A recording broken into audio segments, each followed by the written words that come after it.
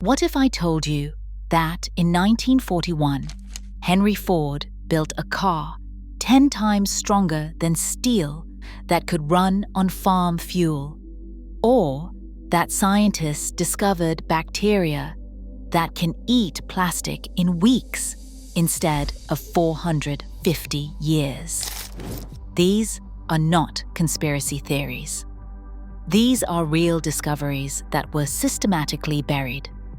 By the end of this video, you will understand why the world you live in is not shaped by the best technology, but by the technology that threatens the fewest billionaires.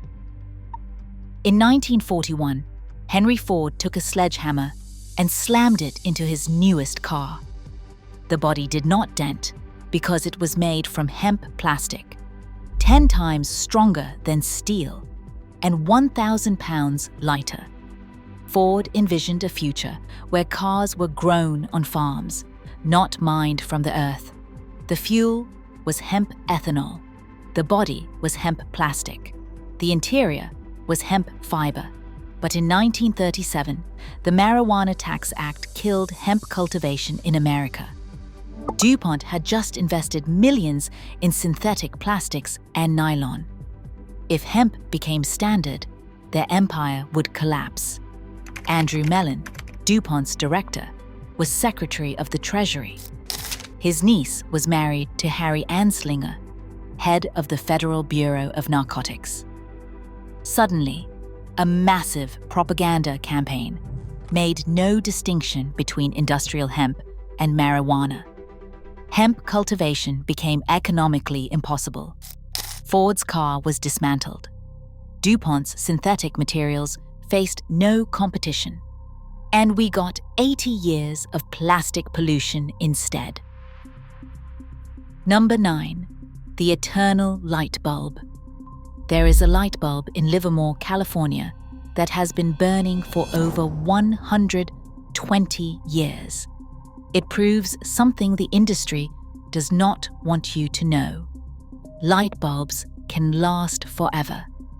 In 1924, the world's major manufacturers formed a cartel called Phoebus. Their goal was to engineer bulbs to fail at exactly 1,000 hours. Before this, bulbs lasted 2,500 hours or more. Some experimental ones lasted over 100,000 hours. But long-lasting bulbs meant fewer sales. Companies that made durable bulbs were fined. The cartel's documents, discovered decades later, revealed systematic engineering of failure. They literally penalized quality. This became the blueprint for planned obsolescence across every industry: appliances, electronics, clothing. Everything was designed to fail, so you would keep buying. Even modern LED bulbs, rated for 50,000 hours, are engineered to fail far sooner than they could. In the 1940s, America had the world's best electric streetcar system. Los Angeles alone had over 1,000 miles of track, moving hundreds of thousands of people daily. Clean, efficient, and profitable. Then General Motors, Firestone Tire, and Standard Oil created a front company called National City Lines. They bought streetcar systems in over 45 cities and systematically destroyed them. The pattern was always the same: defer maintenance, let the system deteriorate, claim it is outdated, replace electric streetcars with diesel buses, rip up the tracks, and sell the copper wire. The diesel buses were objectively worse, slower, less comfortable, and more polluting, but they required gasoline and tires. In 1949, the conspirators were convicted. General Motors was fined $5,000. The executives were fined $1 each. They had destroyed billions in infrastructure. Los Angeles transformed from a transit paradise to a car-dependent sprawl. The damage was irreversible. Number 7. The unbreakable stockings. When DuPont developed nylon stockings in 1940, they were revolutionary. Early versions lasted for months without damage. Women loved them, and DuPont panicked. Internal memos show executives worrying about market saturation. If stockings lasted too long, women would stop buying. The solution was to make them weaker. The company reduced the fiber thickness, creating a more sheer appearance that snagged and ran at the slightest touch. After World War II, when production resumed, women noticed the difference immediately. Post-war stockings were far more fragile.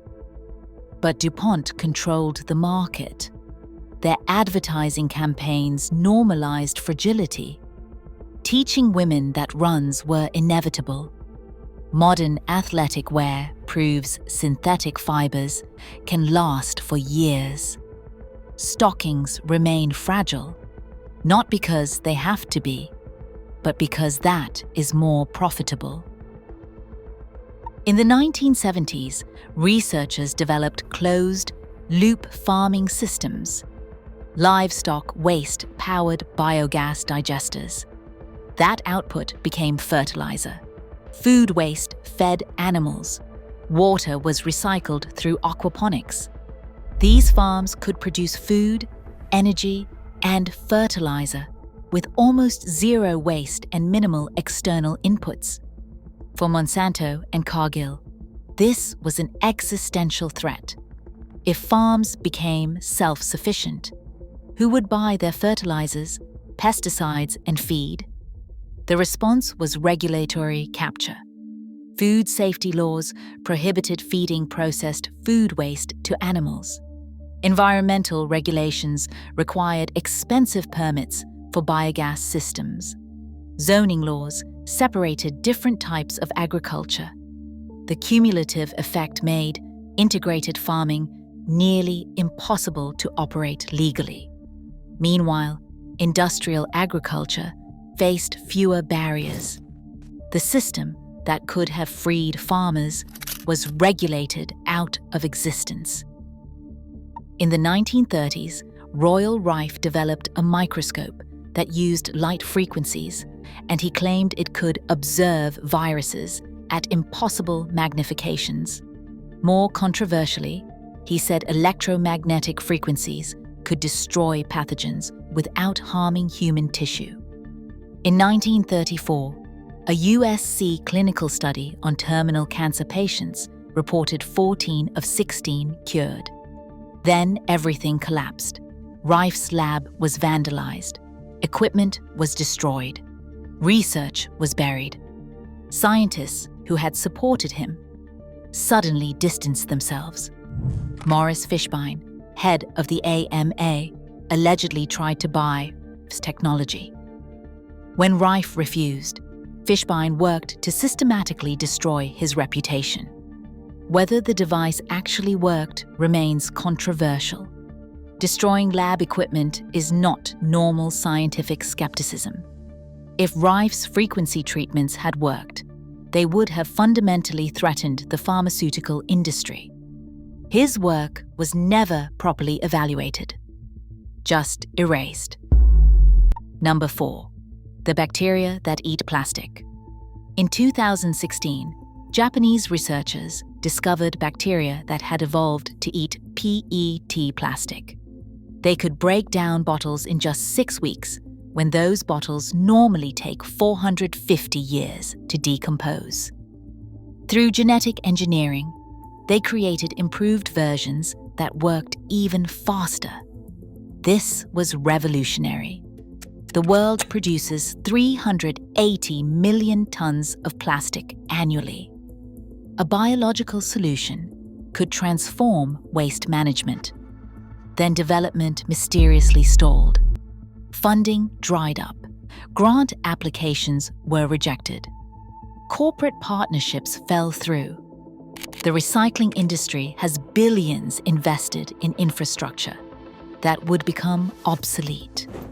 Chemical companies making virgin plastic would face decreased demand. The oil industry, which supplies 8% of production for plastics, stood to lose billions. In 2020, researchers announced a version 6 times faster. There was brief media attention, and then silence. A discovery that could eliminate plastic pollution remains underdeveloped while the crisis grows exponentially. Number 3. The soil revolution. In the 1940s, researchers discovered that mycorrhizal fungi could increase crop yields by 20 to 40% while eliminating the need for synthetic fertilizers and pesticides. These fungi form symbiotic relationships with plant roots, expanding their root system by orders of magnitude. Plants grew larger, healthier, and more disease-resistant. For Monsanto and DuPont, this was catastrophic. Their business model depended on selling chemicals every season. Their response was brilliant and insidious. Instead of suppressing the research openly, they promoted farming practices that destroyed mycorrhizal networks, including deep tilling that breaks up fungal connections, monocropping that starves beneficial fungi, and synthetic fertilizers that are toxic to the fungi. Agricultural colleges received funding from chemical companies. Textbooks emphasized chemical inputs. By the 1980s, American agriculture was completely dependent on synthetic chemicals, partly because those chemicals destroyed the natural systems that made them unnecessary. Number 2. The instant construction system. In the 1970s, engineers developed foam concrete that could build houses in days. A crew of 3 could spray polyurethane foam over an inflatable form, creating walls, roof, and structure in one continuous piece. Construction time dropped from months to days. Labor requirements fell 60 to 70%. The houses were stronger, better insulated, and disaster-resistant. Tests showed they could withstand hurricanes and earthquakes. Owners reported dramatically lower energy costs. The construction industry mobilized immediately. Building codes added requirements that made foam construction impractical. Labor unions lobbied against it because fewer workers were needed. Insurance companies charged higher rates or refused coverage. Material suppliers funded research aimed at finding problems. The few foam houses built have performed excellently for decades, but regulatory and economic barriers prevent broader adoption. Number 1. The reusable packaging system. In the 1980s, European companies developed comprehensive reusable packaging for consumer goods. Standardized containers were designed to be used hundreds of times. Consumers paid deposits, returned empties, and received refunds. Pilot programs reduced packaging waste by over 90%, while remaining economically viable. Then the plastic and packaging industries launched campaigns claiming reusable containers were unsanitary. They lobbied for regulations that made reusable systems legally complex. The packaging industry generated billions of dollars from single-use containers. If reusable packaging became standard, demand would collapse. the petroleum industry joined the opposition because plastic packaging consumes significant oil. Food safety regulations required extensive documentation for each container. Liability rules made manufacturers responsible for contamination anywhere in the chain. Insurance costs became prohibitive. Cities that invested in recycling infrastructure opposed systems that would make their facilities obsolete. Today, single-use packaging dominates. The technology to eliminate 90% of packaging waste existed 40 years ago. It was proven viable. But industry opposition kept it from ever becoming standard. These 10 discoveries share one disturbing pattern.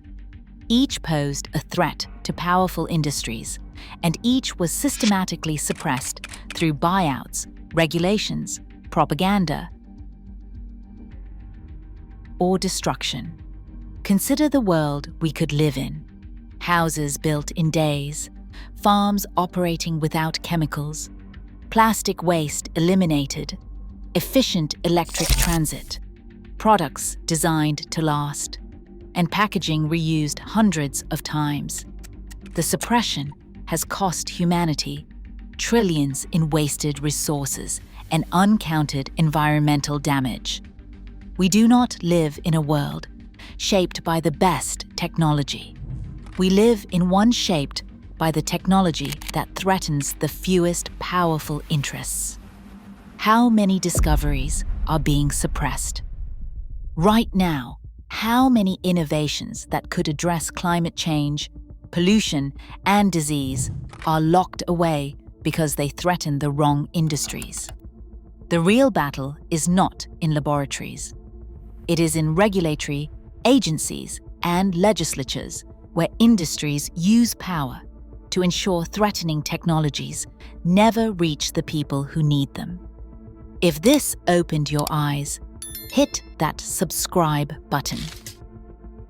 The truth they do not want you to know is exactly what we cover on this channel.